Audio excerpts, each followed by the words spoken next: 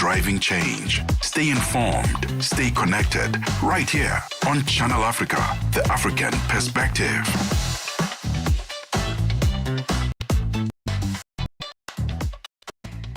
Good afternoon and a very warm welcome to Africa Update on Channel Africa, the African perspective, where we meet at and look at the latest in news, current affairs and sport. I'm Lulu Gabu, but first let's go to the news.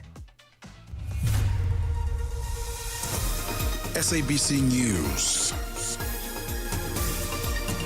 the African perspective. Thank you, Lulu. Escalating conflict in northern Mozambique has forced tens of thousands to flee, leaving host communities and humanitarian agencies under severe strain. Many families lack basic food, water and shelter, while insecurity hampers aid delivery. The UNHCR warns that $38 million will be needed in the year 2026 to support displaced families and overstretched communities. Communications officer at the UNHCR Mozambique, Isadora Zoni, explains. I think what's worrying us right now is that the conflict that's been ongoing since 2017 and has already displaced 1.3 million people has now spilled over into areas that were once secure. And now we have seen in the last 2 weeks 100,000 people displaced. And this is only in addition to those who are at the reception centers, staying in classrooms. We're talking here about dignity kits, some of this non-food items, strengthening some of the community structures so that this spurts of solidarity, livelihoods, the distribution of that blanket that is required. Security expert Kulufelo Rakubu says the testimony of South Africa's embattled Police Minister Senzo Mchunu at the Madlanga Commission of Inquiry was a very strategic attempt to try and justify the disbandment of the political killings task team. Mchunu, who appeared before the commission yesterday, made mention of a 2019 feasibility study which had recommended that the PKTT be disestablished and its members be absorbed into a resuscitated murder and robbery unit. He said that the PKTT was never meant to be a permanent structure of the police service. Mchunu, who's been on special leave since July, will again appear before the Commission of Inquiry on Thursday. Rakubu says Mchunu tried to frame the disbandment of the task team as a legitimate administrative decision. I think they went for the selective disclosure approach with a bit of narrative management because they're using bureaucratic justification by citing your 2019 feasibility study to justify a decision that he by now knows many witnesses, even your legal experts, have identified it as overstepping. By the time we arrive at overstepping question, he would have laid this ground that no, administratively it was justified because of the 2019 work study. French arms company Thales will tomorrow apply for leave to appeal the South African Pietermaritzburg High Court's dismissal of their application to be acquitted of the arms deal corruption charge against them. They are being charged together with the former President Jacob Zuma.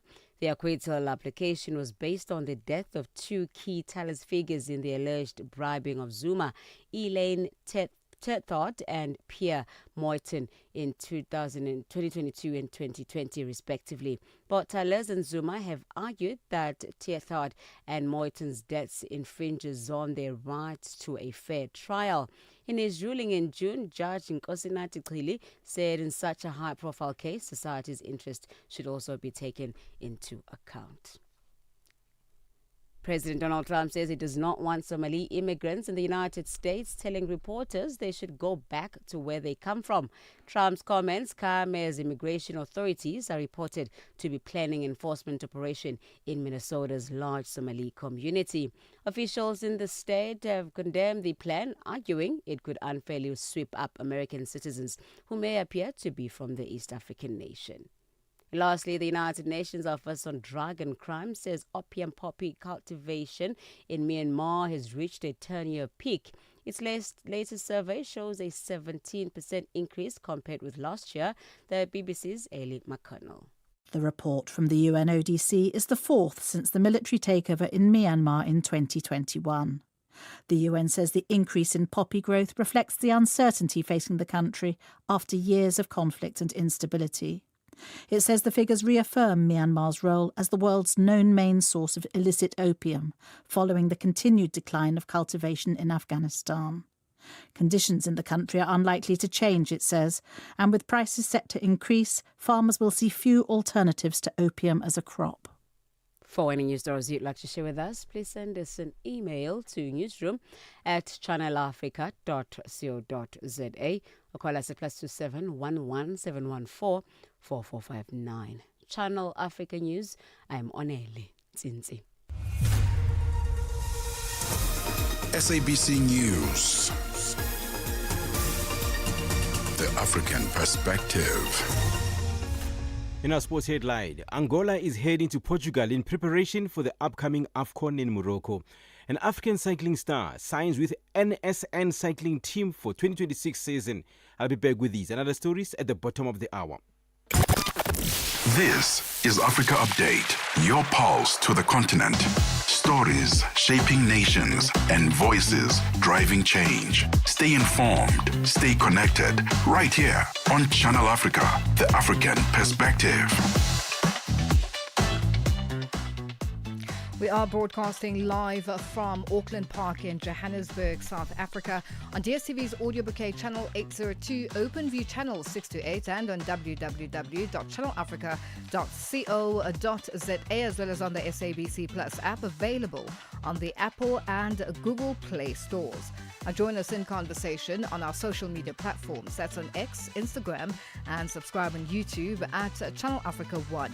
On Facebook at Channel Africa, you can also send us your comments and voice notes to +2763 at 406 9126. Hashtag Africa Update, and let us know which country you're in. And if you have any stories that you'd like us to highlight or to focus on, send us an email.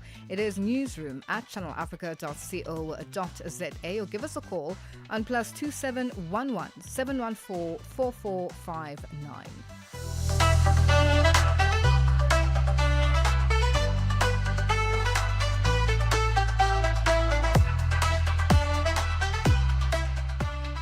Well, today on Hashtag Africa Update Ask, Ghana's High Commissioner to South Africa, Ambassador Benjamin Kwaishi, has warned that escalating conflicts across Africa, from the Sahel to the Great Lakes region, demand urgent continental action to uphold international humanitarian law and prevent further civilian suffering.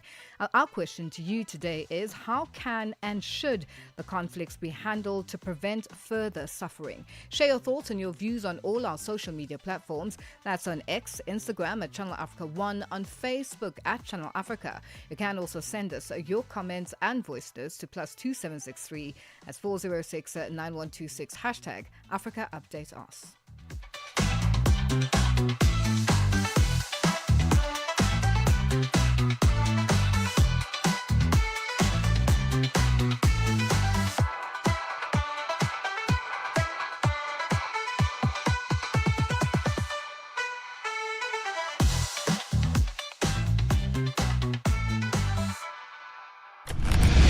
Africa Update, your daily dose of African insights with Lulu Kabu on Channel Africa. The Morning Switch Weekend with the Shy Guy. There's a Ugandan lawmaker. His name is Atkins Katusabe, who speaks with an American accent in Parliament. So the parliamentarians have complained that we don't understand what you are saying. Listen to him. Come on.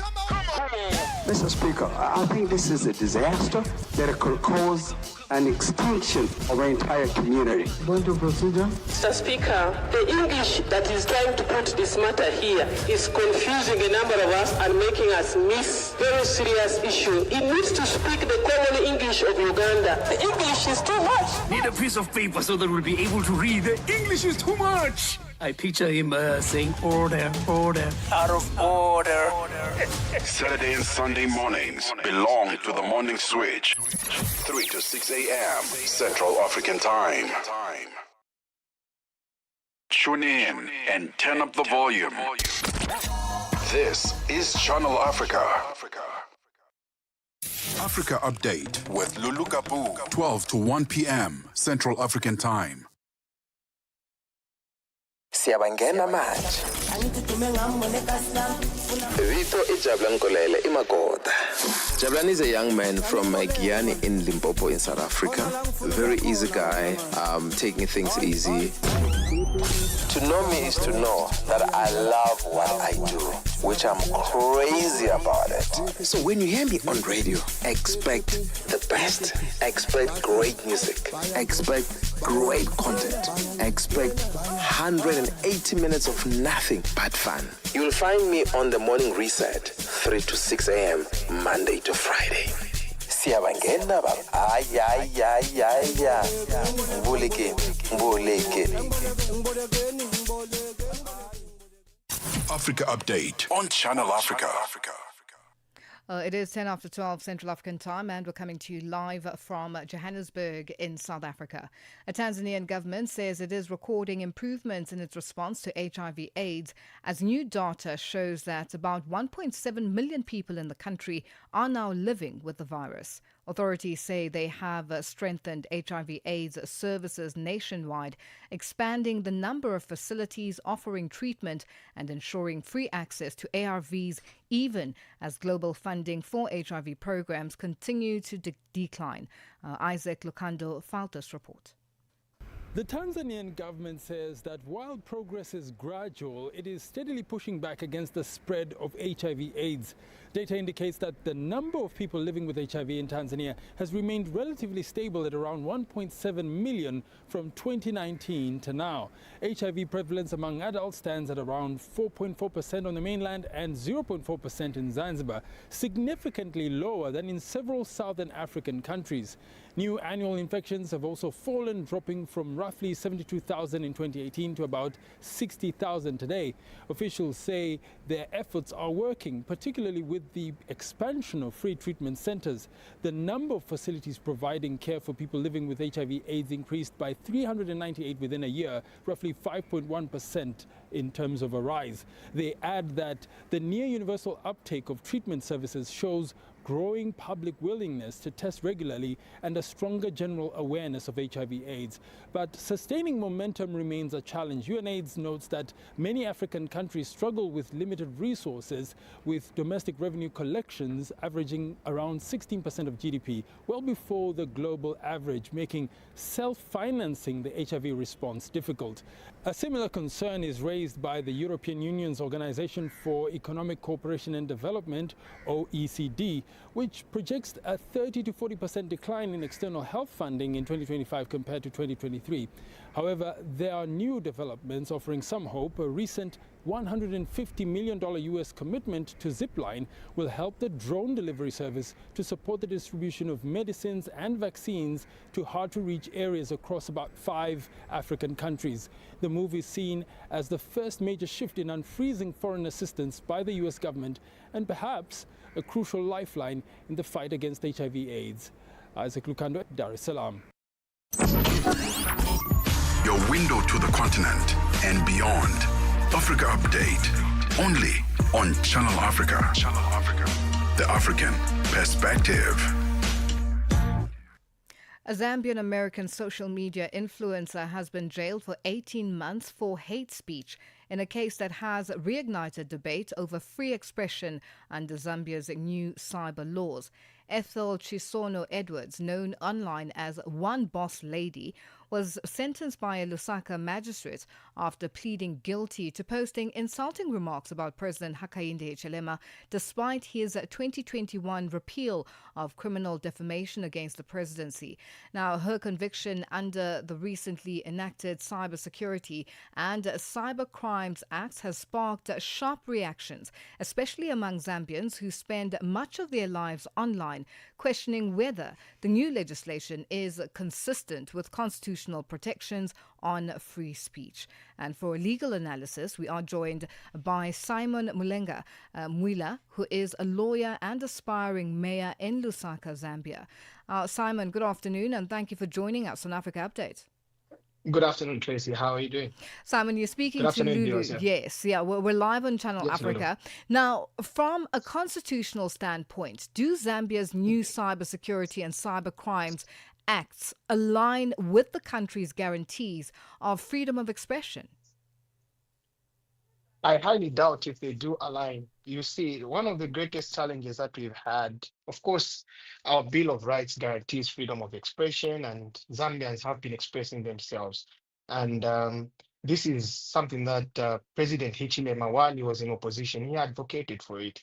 Actually, the Cybersecurity and Crimes Act of 2021 was enacted by President Edgar Lungu, which then in opposition, President Hichilema was against and said once he gets into power, he shall repeal that law, for it curtails the freedoms of expression of our ordinary citizens and our Zambian online community.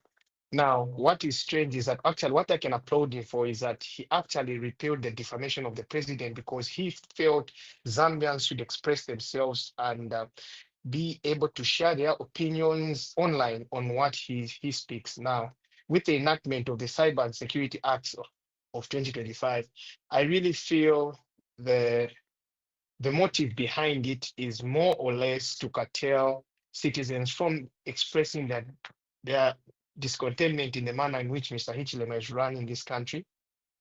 Yeah. So Now, Simon, does prosecuting citizens under other cyber laws for online speech undermine the spirit of that reform?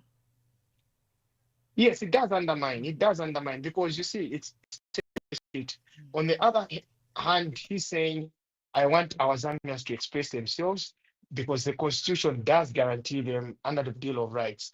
On the other angle, he's saying, let's enact the Cyber Security and Security Act, which now curtails the citizens from expressing themselves and what they stand for.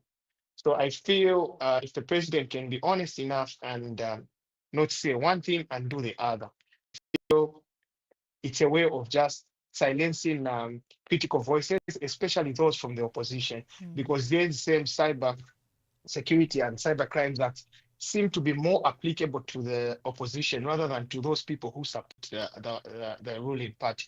They are at liberty to do whatever they want, and yeah. And just looking at young Zambians, particularly who spend extensive time online and using social media as their primary platform for political expression.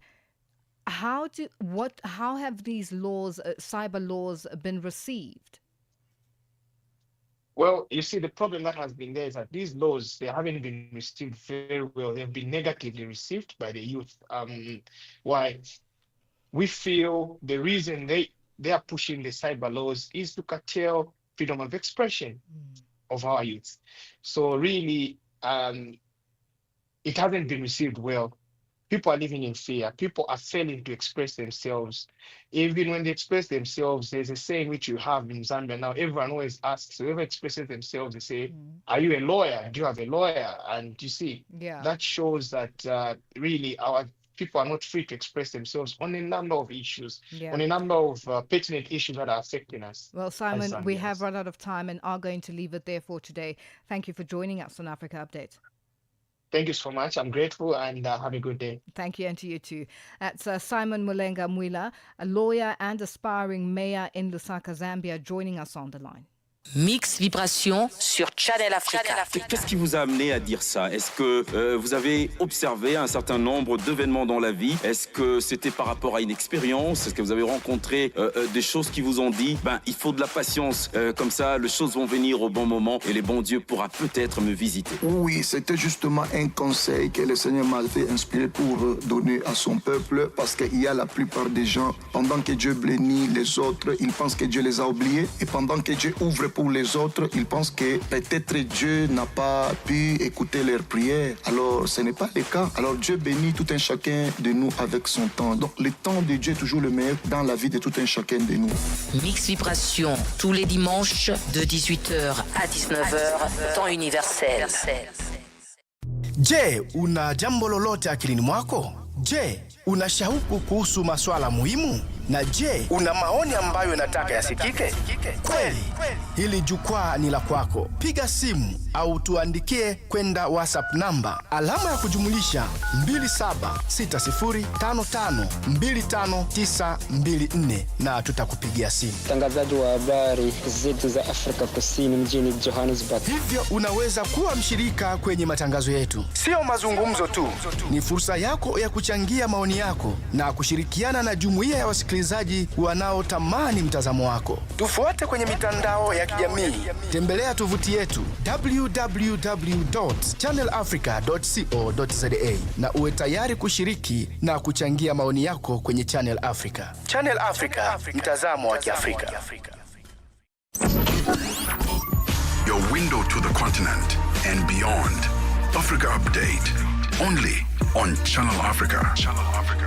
The African Perspective. Well, today on hashtag Africa Update Ask, Ghana's High Commissioner to South Africa, Ambassador Benjamin Kwaishi, has warned that escalating conflicts across Africa from the Sahel to the Great Lakes region demand urgent continental action to uphold international humanitarian law and prevent further civilian suffering. Now, our question to you today is, how can and should the conflicts be handled to prevent further suffering? Share your thoughts and your views on all our social media platforms. That's on X, Instagram at Channel Africa 1, on Facebook at Channel Africa. You can also send us your comments and voice notes to +2763 at 406-9126. Hashtag Africa Update Us. The Upside, taking the African perspective to fresh levels.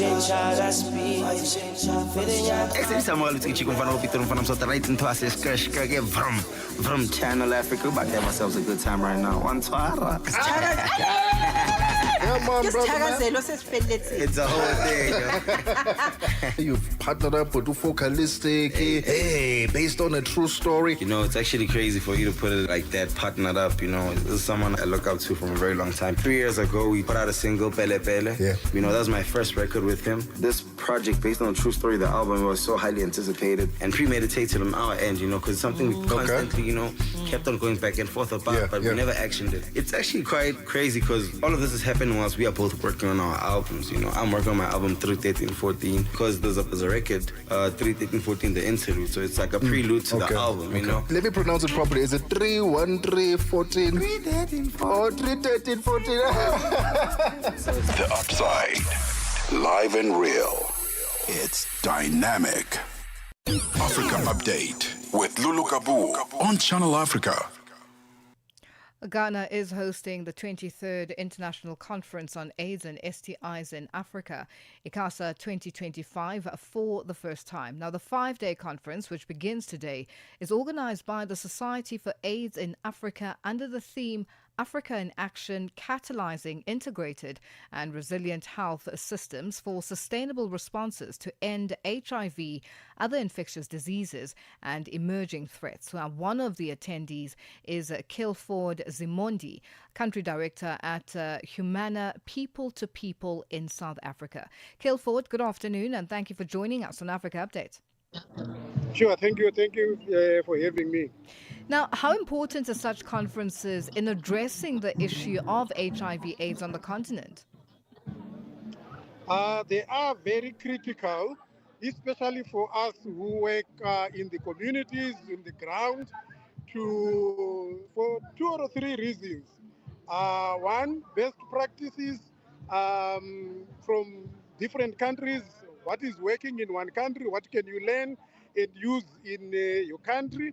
2, technologies. If there are any technologies that you could be able to get and be able to use in the communities that we work. So it is exchange of ideas from across those who are working in the communities, the scientists, policymakers. So it is a very critical conference, and I think it has been critical to get us to where we are today. Now, what are you hoping to take away from this particular conference? As Humana People to People, we are a network of 29 organizations the bulk of which are in Southern Africa, which is the epicenter of the epidemic as such. So we are here to network, find organizations that we can collaborate with, learn what are the next steps in our road to epidemic control by 2030. We would want to find out and learn some more on what we can do at the community regarding universal health coverage, regarding the integration, provision of integrated healthcare at the community level, and what role and where can we position the critical officers that we call field officers or community health workers who are in between the community and the services that are being provided. So we are looking for those possibilities and what else we can do to enhance services for the community. Now, Kilford, you've been an advocate for community development, public health, and the fight against HIV for the past 25 years.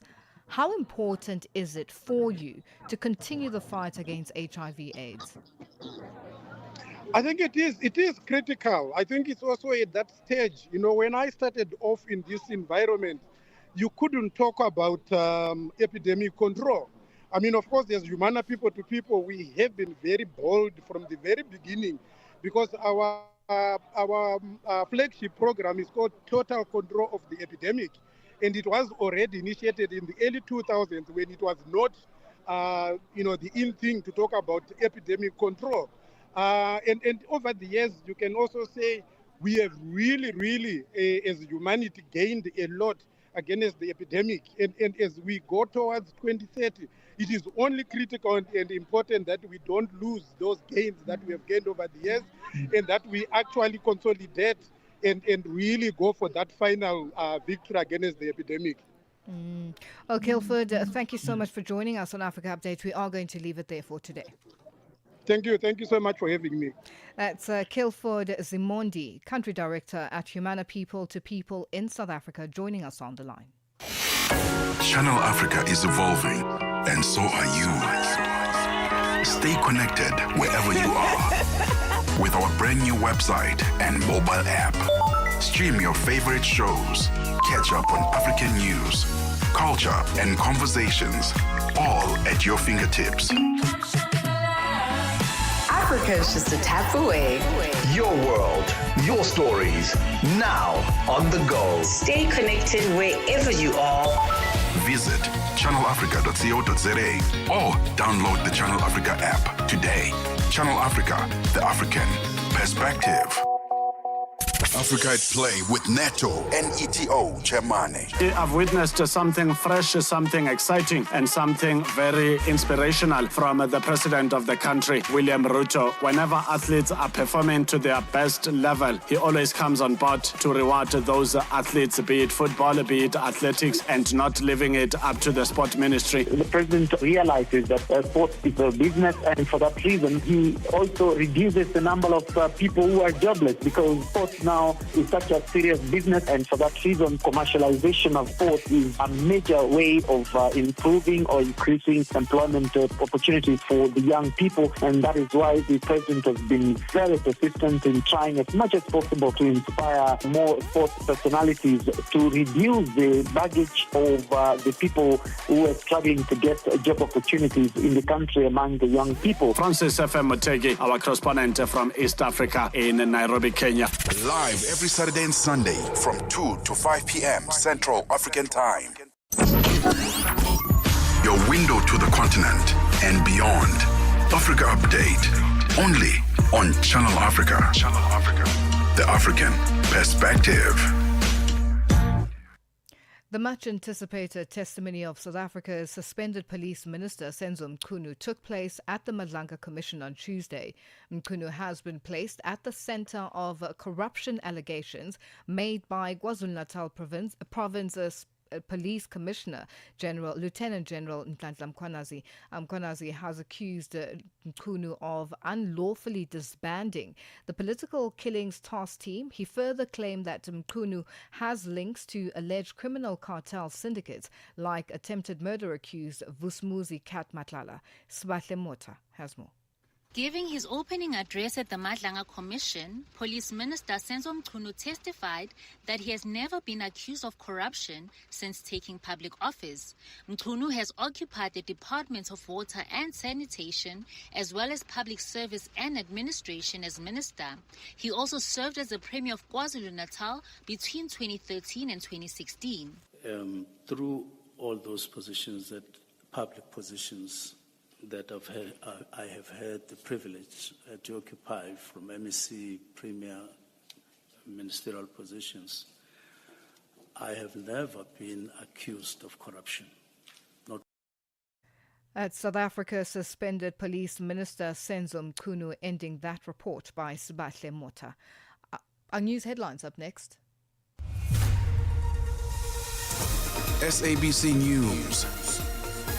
Headlines. The African Perspective. Thank you, Lulu. Ghana's High Commissioner to South Africa, Ambassador Benjamin Kwashie, has warned that escalating conflict across Africa, from the Sahel to the Great Lakes region, demand urgent continental action to uphold international humanitarian law. A Zambian American social media influencer has been jailed for 18 months for hate speech in a case that has reignited debate over free expression under Zambia's new cyber laws. And the Trump administration has paused all immigration applications, including green cards and U.S. citizenship processing, filed by immigrants from 19 non-European countries, citing concern over national security and public safety. Channel Africa News, I'm Onele Tsinzi. SABC News. Headlines. The African Perspective. Sports on Channel Africa. The African Perspective. In our sports headline, sports in detail now, we begin with football news. Angola, who will be South Africa's first opponents at the Africa Cup of Nations finals in Morocco later this month, will have two warm-up internationals before the tournament kicks off. Angola are heading to Portugal for their preparations and have lined up friendlies against DR Congo on the 13th of December and Mozambique 3 days later. The Palanga Negras will be based in Portugal for a 10-day spell from the 8th to the 18th of December. The Angolan Football Federation, FAF, said coach Patrice Bomele should announce in the next few days his 28-man squad for the tournament, but did not give a specific day. Angola meets South Africa in Marrakesh in their first Group B game on the 21st of December before playing Zimbabwe on the 26th of December and Egypt in Agadir 3 days after that. At the last finals in the Ivory Coast, Angola reached the quarterfinals. Liverpool manager Arne Slot has confirmed Mohamed Salah will link up with Egypt before the 15th of December after being named in the Pharaohs final squad. Slot also revealed Salah will feature in Liverpool's Premier League clash against Crystal Palace on the 30th of December before joining the national team. Egypt will begin their opening training camp on the 3rd of December, moving into a closed camp 4 days later. They will play a friendly against Nigeria on the 14th of December before departing for Morocco. Some more football news. The head coach of the South African national women's football team, Banyana Banyana, Desiree Ellis, says their international friendly win over Morocco has boosted the team's confidence heading into the off-season period. Banyana Banyana secured 2 late goals from midfielders Nonhlanhla Mthandi and Noxolo Cesane to record a 2-0 victory against the Atlas Lionesses at Adra Stadium in Agadir. Ellis says they're glad they managed to finish 2025 on a good note and hope to maintain the winning momentum in the new year. No, it's a big confidence booster to end the year off on a good note. We did say we meant to end it on a good note. Having qualified for WAFCON, and then getting this big win against the hosts, it's a good momentum for us. You're going into the off-season now, but you're going into the off-season with a lot of confidence. And we know what to expect coming back, because this will really... This loss will really also, make sure that they step up, and having the WAFCON having increased to 16 countries, it's going to be a tough competition. It's a World Cup qualifying competition, and we've got to be better than what we were today. On to cycling news as we wrap up. Trailblazing Eritrean rider Binyam Girmay will compete for the NSN cycling team for the next 3 seasons. The outfit, formerly known as Israeli Premier Tech. Girmay previously rode for 4 years with Belgian team Intermarché Wanty, becoming the first black African to win a stage on a Grand Tour at the 2022 Giro d'Italia. Last year, the 25-year-old created history again by clinching the Tour de France's green jersey awarded to the top sprinter after 3-stage wins from the NSN. Never Say Never is replacing Israeli PT, which had become the focus of pro-Palestinian protesters at road races this year. The new team will race under a Swiss license and be based in Spain, in Barcelona and Girona. For any sports stories you'd like to share with us, please send an email to newsroom@channelafrica.co.za or call us on +27 11 714 4459. This is Channel Africa Sport with me, Fikile Lingwati. Sports on Channel Africa. The African perspective. Nkhanza zokhudza amuna ndi azimayi kapena kuti gender based violence GBV zikuwononga mioyo komanso kuphwasula midzi. Zikuchitika m'manyumba, m'masukulu, malo ogwirira ntchito ndipo kwambiri mwakachetechete, koma sizikuyenera kupitirira. Mukazimva yankhulani. Ngati mwakhuzidwa, funani chithandizo, chifukwa kusachita chilichonse sikuthandiza. Mverani kuma wireless onse 14 a SABC kuchokera lachitatu pa 23 mwezi uno wa Julai kuti mumve zokambirana, malangizo, masewero, zionetsero za maphunziro ndi mafunso okhuza nkhanza za amuna ndi azimayi ndi akatswiri, anthu opulumuka ku nkhanzazi, kukhazikitsa lamulo komanso dziko lonse lokhuzidwa ndi nkhanzazi. Zonsezi pa wireless yomwe mumayikonda ya SABC. Imbirani pa nambala 0800 428 428 kuti munene za nkhanzazi kapena kupeza chithandizo. Nkhanza zokhuza amuna ndi azimayi zimatha ndi inu. Uthenga ukufikani kuchokera ku SABC.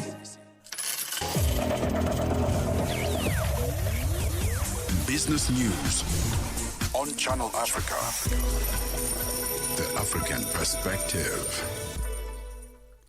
Good afternoon. Time for our first look at the business news this afternoon. And in our top story, Nigeria's Fiscal Policy and Tax Reform Chair, Dayo Oyedele, says accountants must become visible policy shapers as industries undergo rapid transformation. In his keynote address at the Association of Chartered Certified Accountants Africa Members Convention in Mombasa, Kenya, Oyedele says leadership in the digital age demands strong public voices. He has urged professionals to use media and social platforms to influence debate and drive responsible decision-making.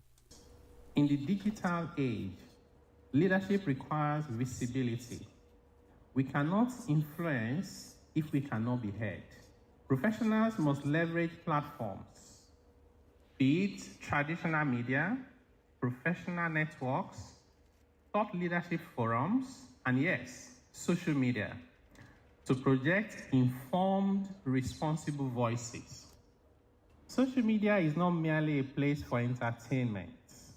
It is an arena for shaping public perception.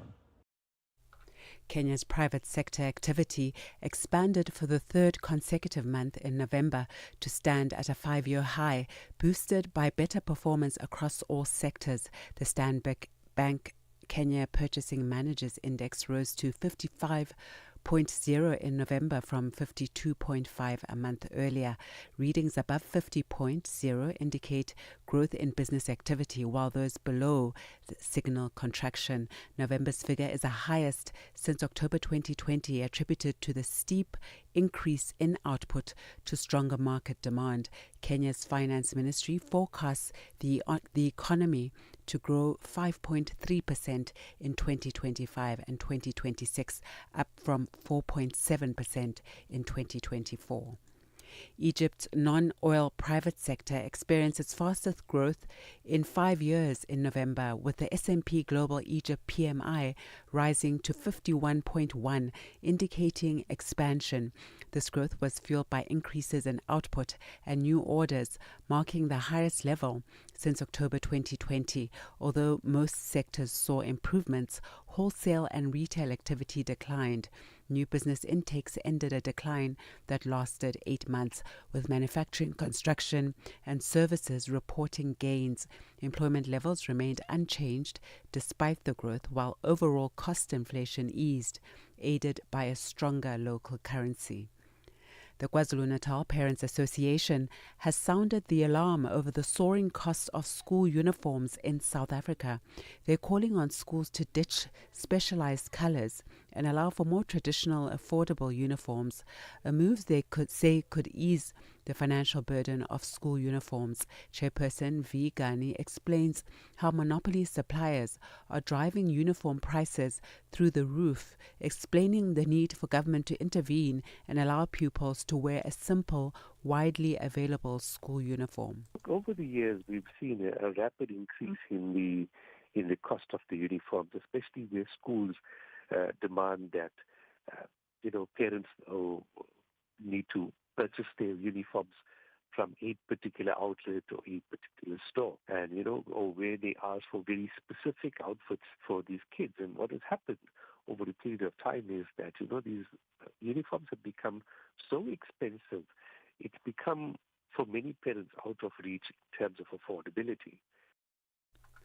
As the United States prepares for the year ahead of its G20 presidency, a number of countries are taking stock of some of the deals they've managed to secure at South Africa's G20's Leaders Summit recently. One such country is Saudi Arabia, led by chairman of the G20 startups, Prince Fahd bin Mansour bin Nasser bin Abdulaziz. The Saudi delegation says it was able to promote its national programs in innovation and entrepreneurship and to sign agreements or MOUs during the G20 summit, and that their participation in Africa's first G20 summit signals a renewed global rush for Africa. Vice Chairman of the Board of Directors of the Vision of Leadership, Abdulaziz Al-Saif. And yes, I think in many ways, a lot of things were accomplished this year. One thing for sure is that we worked through different task forces with our engagement group to draft a lot of these different policies depending on the task force. And at the end of that summit, of course, all of that was shared with leaders, specifically tying to the engagement group, which was Startup 20, and a lot of the topics that tie to both startups, small and medium enterprises, and entrepreneurs. And now time to take a look at the indicators. $1 in Nigeria is trading at 1,446 naira this afternoon. In Botswana, it's at 13 pula 23. Kenya, the dollar is trading at 128 shilling 39, and in Zambia, it's 22 kwacha 94. The BRICS countries, $1 in Brazil is trading at 5 rial 34. Russia, 77 rubles 52. In India, it's 89 rupees 85. China 717, and South Africa $1 is trading at 17 rand 10 cents this afternoon. $1 is trading at 75 pence to the British pound and 86 to the euro. Looking at commodities, gold is trading at $4,200 per ounce and platinum at $1,646 per ounce, while the price of Brent crude oil has inched up a bit since this morning to $63.11 a barrel. And that's the business news. I'll be back with another update in the next hour. For any stories you'd like to share with us, please do send us an email to newsroom@channelafrica.co.za or give us a call on +2711 714 4459. For Channel Africa Business, I am Buntle Hetbush. Business news on Channel Africa. The African perspective. Channel Africa is evolving, and so are you.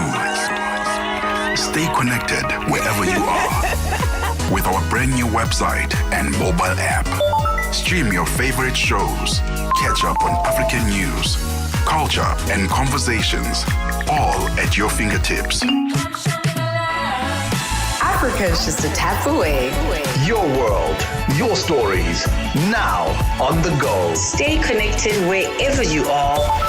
visit channelafrica.co.za or download the Channel Africa app today. Channel Africa, the African perspective. Africa Update, your daily dose of African insights with Lulu Gabu on Channel Africa. It is 12:44 Central African Time, and we're coming to you live from Johannesburg in South Africa. Ghana's High Commissioner to South Africa, Ambassador Benjamin Kwashi, has warned that escalating conflicts across Africa from the Sahel to the Great Lakes region demand urgent continental action to uphold international humanitarian law and prevent further civilian suffering.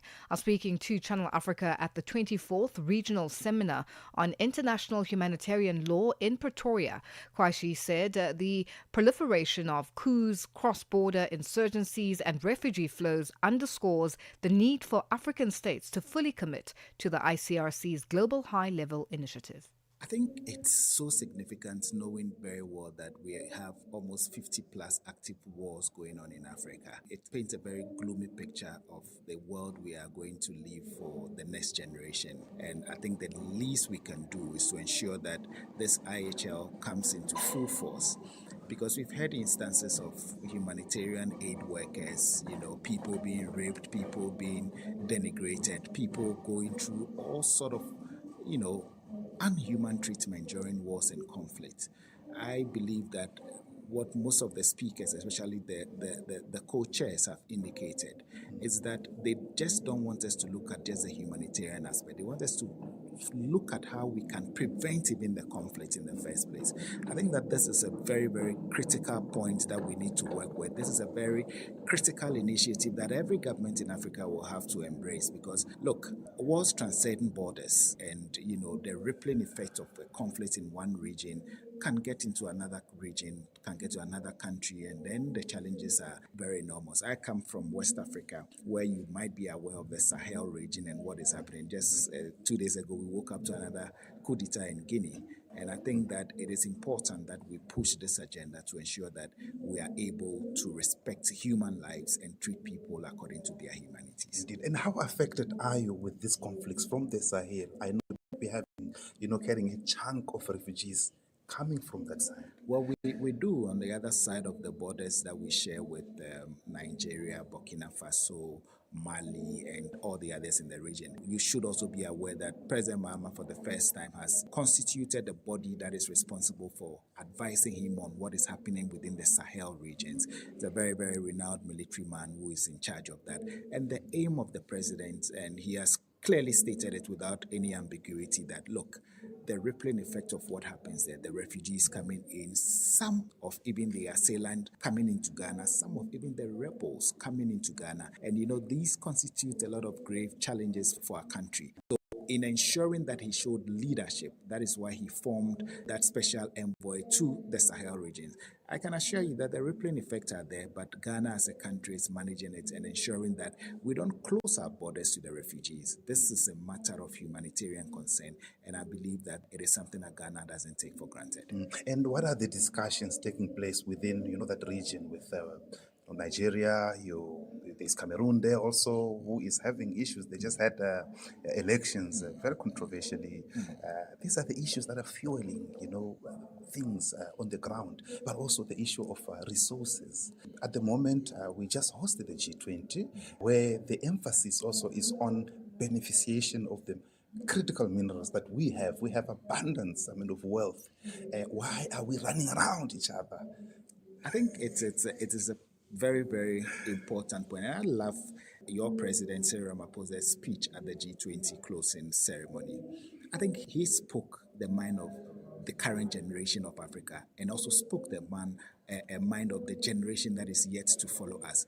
Look, Africa should not be chasing other countries for help in doing things. Like you indicated, we have abundance of resources, we have abundance of minerals, we have abundance of agricultural produce. What we need among ourselves, it's strange that in having all these things, we've created borders among ourselves, which I believe the African Continental Free Trade Agreement area is going to work on. I would urge on all African countries to rectify the AFTA agreement so that we can all cooperate among each other for the betterment of our people.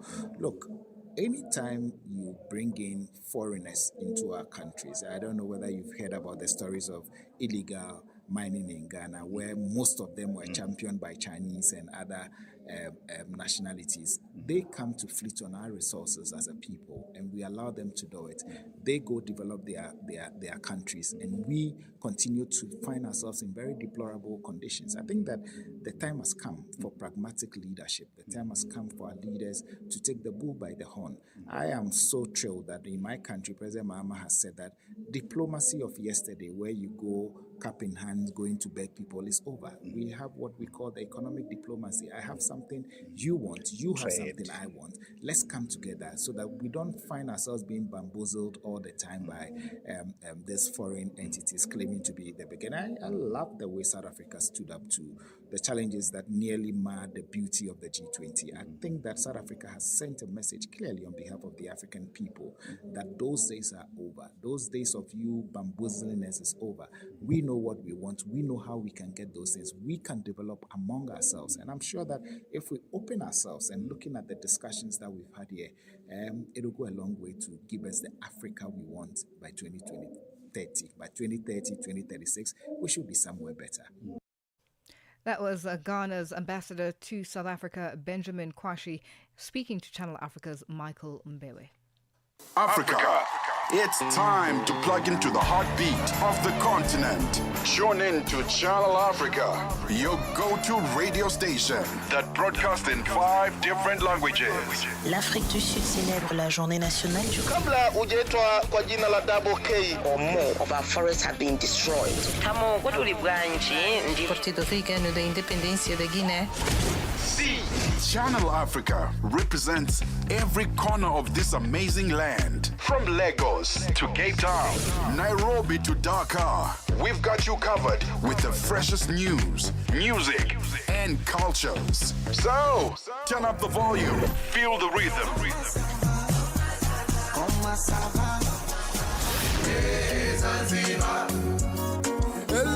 Enjoy the conversation. Channel Africa, the African perspective. Africa Update, your daily dose of African insights with Lulu Gabu on Channel Africa. It is 12:51 Central African time, and we're coming to you live from Johannesburg in South Africa.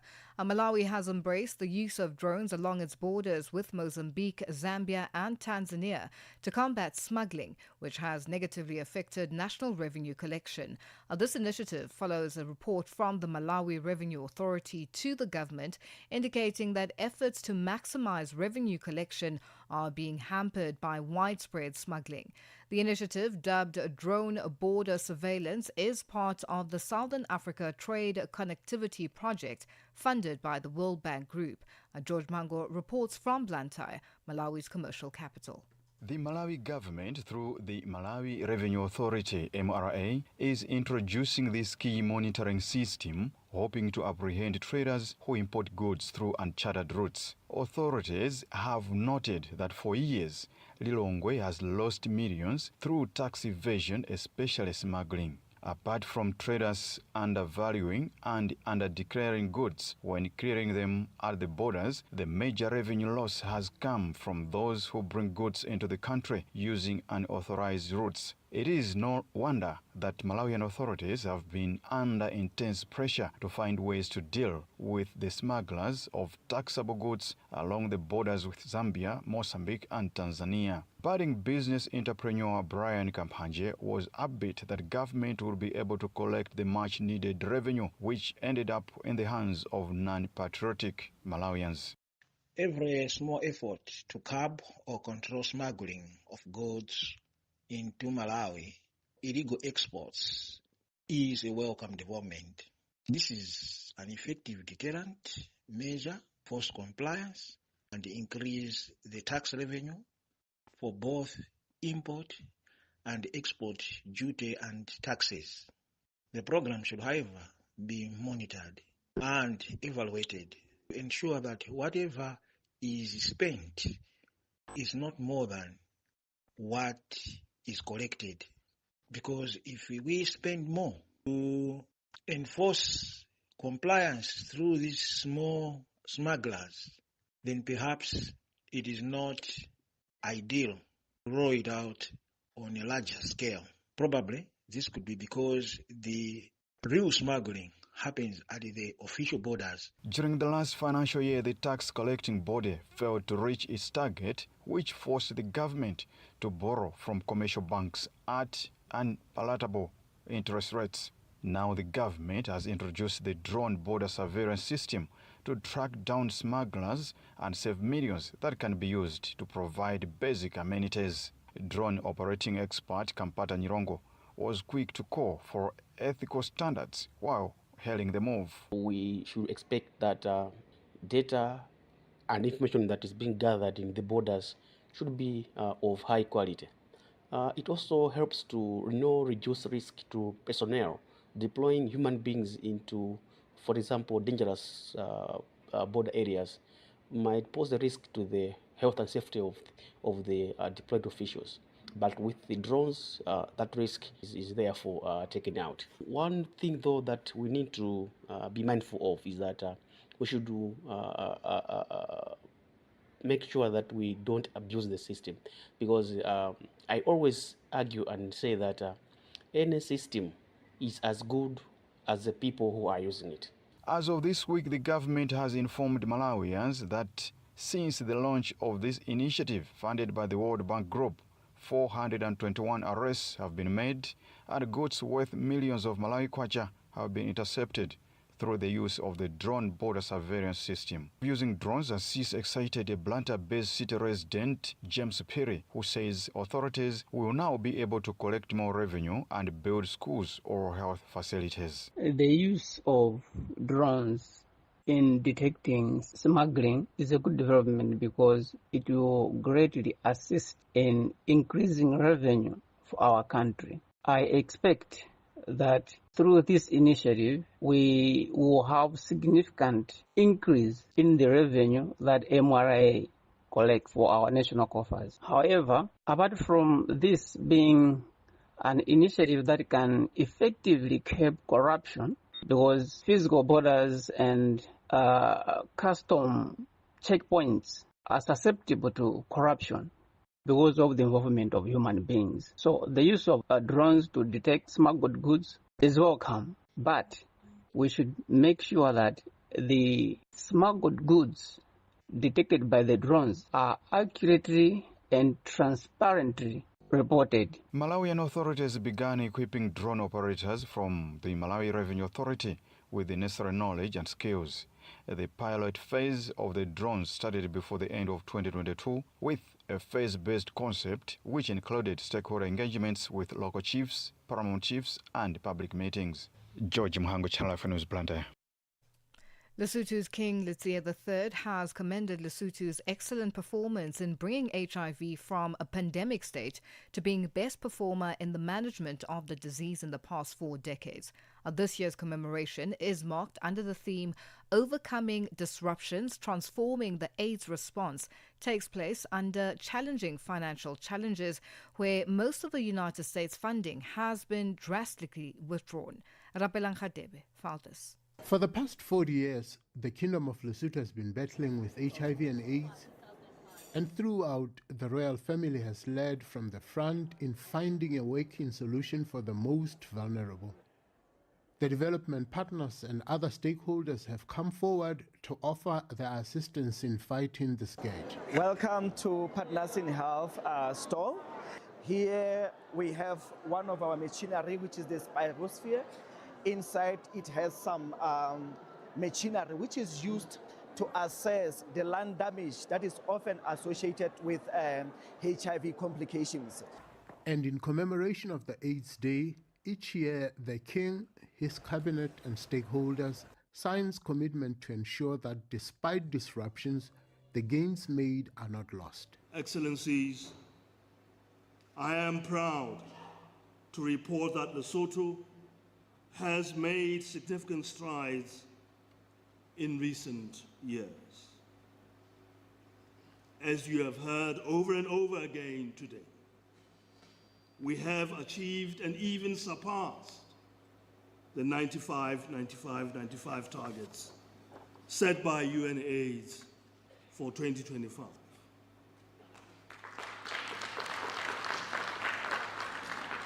This remarkable achievement is a testament to the power of concerted effort and unity. That's Lesotho's King Letsie III, ending that report by Rapelang Khadebe.